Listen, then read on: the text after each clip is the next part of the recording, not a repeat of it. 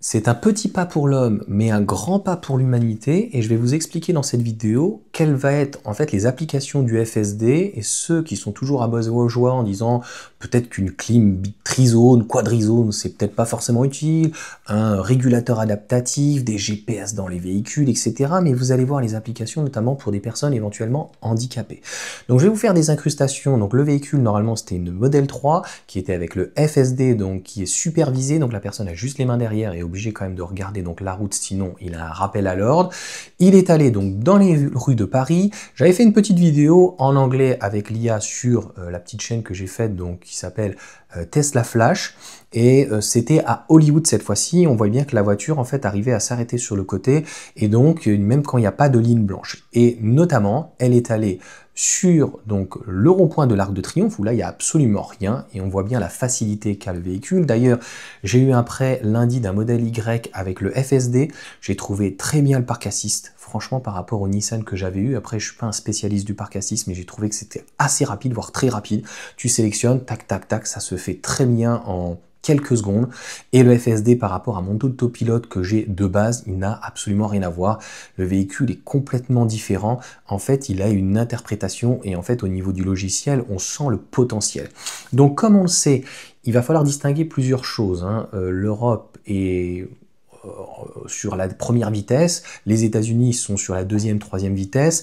Donc d'un côté, les États-Unis qui devraient avoir donc le FSD, donc non plus supervisé à partir de cet été, je crois que c'est juillet, et puis ça va permettre le cybercab. Donc le but c'est d'avoir finalement des conduites autonomes de niveau 5 avec des véhicules avec volant et sans volant, ça on va y revenir donc juste après. Et en Europe, un peu comme Ford, à partir du mois de septembre normalement c'est prévu, un FSD donc supervisé, donc ça veut dire qu'il faudra rester attentif, et on aura donc sur les autoroutes comme Ford la possibilité au moins déjà de lâcher les mains, donc c'est une conduite de niveau 3.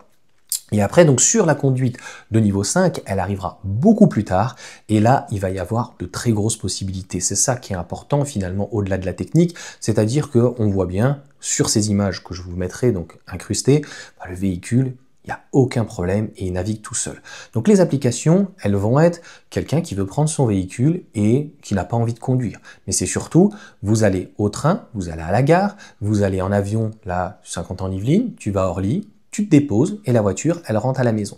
Pour les personnes qui sont handicapées, qui malheureusement ont une cécité, qui ne voient pas, qui sont malheureusement aveugles, eh bien, il y aura peut-être des possibilités, puisqu'en appuyant sur le bouton, on dit « Allez, tu m'enlèves, tu m'emmènes à tel endroit », ou des personnes qui sont voilà, avec un ou deux, tu vois, qui voient plus grand-chose, mais qui vont pouvoir partir.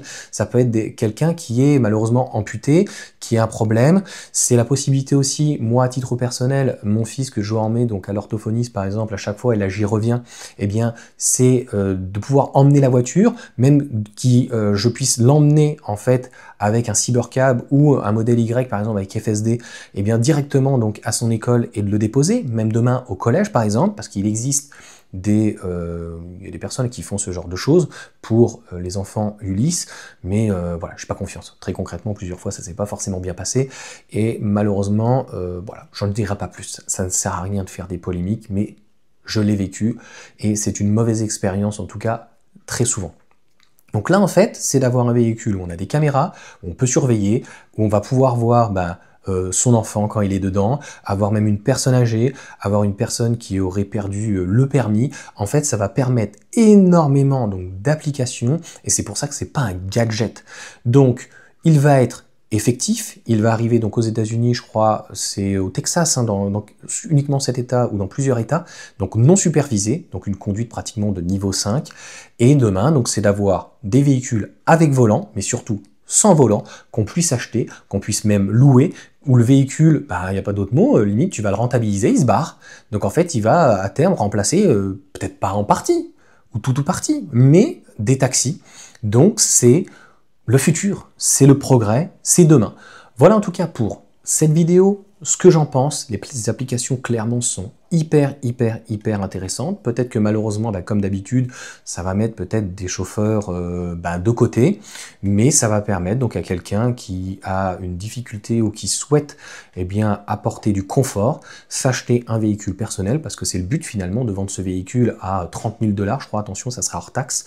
Donc moi honnêtement, j'adhère. Ce que je préférerais par contre, c'est un véhicule quand même, modèle Y, modèle 3, SX, peu importe, qu'on ait un volant, qu'on puisse l'utiliser, et quand en fait, là on n'a pas envie, ou qu'on a besoin de ramener le véhicule à un endroit, ou de l'envoyer, hein, tu vois, tu as quelqu'un qui est en panne, le temps que la dépanneuse elle arrive ou quoi, elle a 10 km, tu laisses la voiture de côté, tu la mets sécurisée, paf, tu envoies la bagnole là-haut, enfin je trouve que c'est en termes d'application génial. Donc voilà, après il faudra voir les autres choses que Elon Musk propose, hein, le Neuralink ou quoi, je suis pas sûr, voilà, mais en tout cas, si ça peut aider l'humanité, ça peut être en tout cas clairement une très bonne chose. Voilà en tout cas pour cette vidéo, n'hésitez pas à la partager, n'hésitez pas à me dire donc ce que vous en pensez par rapport aux images, est-ce que ça va être prêt? En tout cas, c'est efficace, ça fonctionne, donc et de mettre un petit pouce et à vous abonner. Comme je le dis souvent maintenant, c'est gratuit, donc bon, on essaye, fin d'année, 100 000 abonnés, ça va être dur, hein, mais bon, on essaye, là on est là pour s'amuser, et surtout, beaucoup de s'enthousiasmer. On ne pourrait pas le faire avec un véhicule thermique, il faut bien comprendre. Donc en fait, c'est pour ça qu'on a des véhicules électriques, et de pouvoir avoir en fait des véhicules qui soient totalement autonomes, et qui demain en fait vont être nettoyés par des robots, et qui vont en fait se recharger par induction. Allez, ciao à tous.